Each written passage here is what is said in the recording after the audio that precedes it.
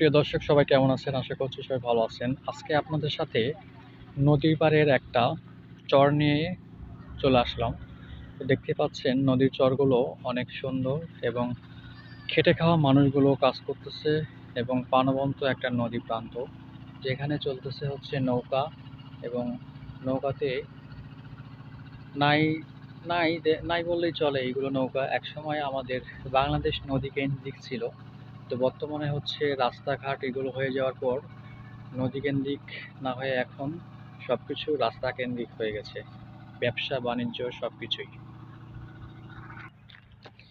এই নদী পাড়ের চরগুলোতে আপনারা দেখতে পাচ্ছেন সুন্দর সোনালী সবুজ যেগুলো আবাদ করা হয়েছে।